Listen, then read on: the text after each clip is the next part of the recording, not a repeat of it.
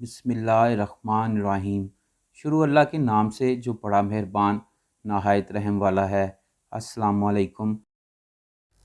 فرعون مصر نے ریان بن ولید کی پوتی آسیہ کو شادی کا پیغام بھجوایا۔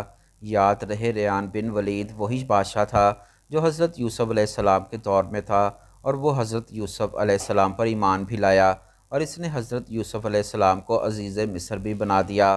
خیر، جب حضرت آسیہ علیہ السلام کو فرعون نے شادی کا پیغام دیا تو یہ ان کے والد اور حضرت آسیہ علیہ السلام کو بھی ناگوار گزرا، کیونکہ فرعون مصر پہلے دن سے ہی ظلم بربریت کے لیے مشہور تھا۔ لیکن فرعون نے اپنی بادشاہت کے زور پر جبراً حضرت آسیہ علیہ السلام سے شادی کر لی، اور دھمکی دی کہ اگر یہ شادی نہیں کریں گی تو آپ کے والدین کو قتل کر دیا جائے گا۔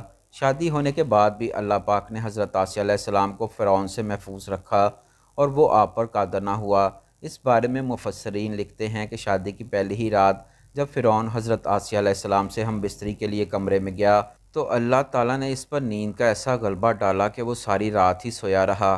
کچھ کتابوں میں لکھا ہے کہ اللہ نے فرعون کو نامرد کر دیا تھا، جس وجہ سے وہ حضرت آسیہ سے صحبت ہی نہ کر سکا، اور بعض نے لکھا کہ فرعون کو ایک ایسی عجیب بیماری تھی کہ طبیبوں نے اس کی ساری عمر صحبت کرنے سے منع کر دیا۔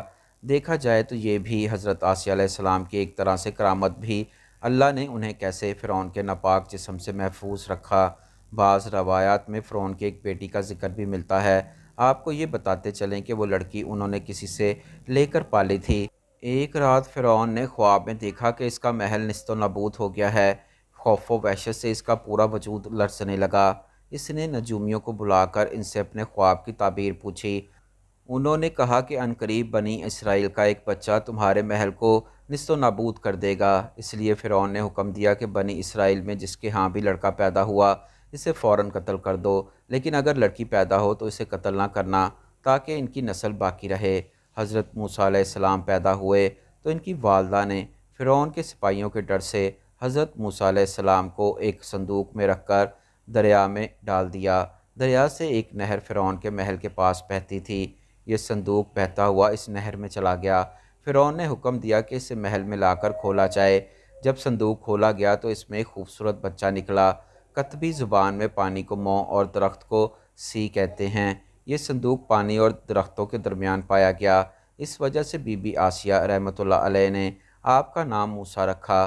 لیکن جب حضرت آسیہ نے حضرت موسیٰ کے چہرے پر نور دیکھا تو انہوں نے حضرت موسیٰ کو اپنا بیٹا بنا لیا، اور پھر فرعون سے کہنے لگی، یہ بچہ میری اور تیری آنکھوں کی ٹھنڈک ہے، اسے قتل نہ کرو۔ لیکن نامرد فرعون کہنے لگا، اسے تم رکھ لو، مجھے اس کی کوئی حاجت نہیں۔ حضرت محمد صلی اللہ علیہ وآلہ وسلم نے فرمایا کہ اگر آسیہ کی طرح فرعون بھی اس بات کا اقرار کرتا کہ یہ بچہ اس کی آنکھوں کی ٹھنڈک ہے تو ضرور اللہ پاک اسے ہدایت عطا فرما دیتا، جیسے آسیہ سلام اللہ علیہ کو عطا فرمائی۔ حضرت آسیہ سلام اللہ علیہ کو اللہ پاک نے قرآن میں عورتوں کے لیے نمونہ بھی قرار دیا ہے۔ حضرت آسیہ شادی کے پہلے دن ہی سے فرعون کے ظالمانہ اور کافرانہ اقدامات کے خلاف پہاڑ بن کر کھڑی رہیں۔ حضرت موسیٰ نے جب اعلان نبوت کیا اور جب محل میں جادوگروں سے مقابلہ کیا تو یہ دیکھ کر حضرت آسیہ حضرت موسیٰ پر ایمان لے آئیں۔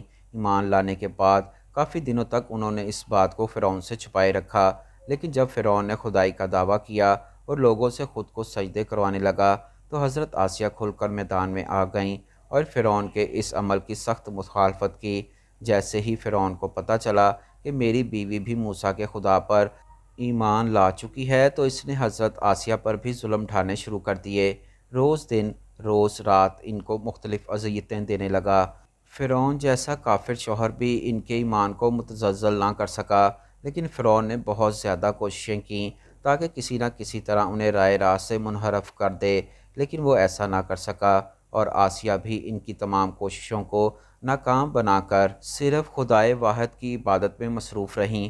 حضرت موسیٰ علیہ السلام کے چاہنے والے فرعون کے سپاہیوں کے ہاتھوں ظلم ستم کی بھینٹ چڑھ رہے تھے اور انہیں بے دردی سے قتل کیا جا رہا تھا، یہاں تک کہ فرعون نے حضرت موسیٰ علیہ السلام پر ایمان لانے والے ایک شخص کو، جسے قرآن کریم نے مومن آل فرعون کے نام سے یاد کیا ہے، بڑی ہی بے دردی سے قتل کر دیا، جس کے بعد آسیہ کے صبر کا پیمانہ چھلک اٹھا اور کھلم کھلا فرعون کی مخالفت کرنے لگیں۔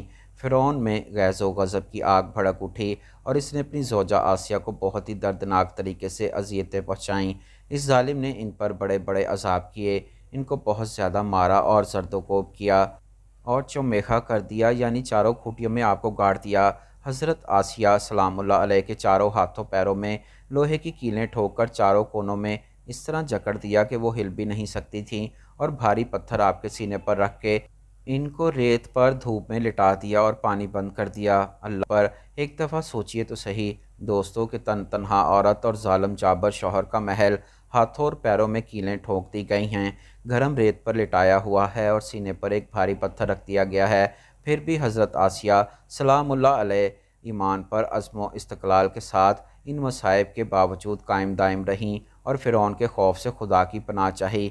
एक रवायत तो ये है कि फ़िरौन ने हज़रत आसिया सलामुल्लाह अलैह की खाल उतरवा दी और फिर इन पर चट्टान को गिरा दिया। अल्लाह अकबर। आपका मज़ार मिस्र में ही वाक़या है। तारीख़ इंसानी में हज़रत आसिया सलामुल्लाह अलैह का ईमान पर कायम रहना, इनका सब्र और अज़्म इस्तक़लाल का एक बहुत बड़ा दर्स है। इसमें कोई शक नहीं कि औरत के अंदर इतनी ताकत मौजूद होती है कि वो हर तरह के जुल्म व सितम के आगे पहाड़ बन सकती है।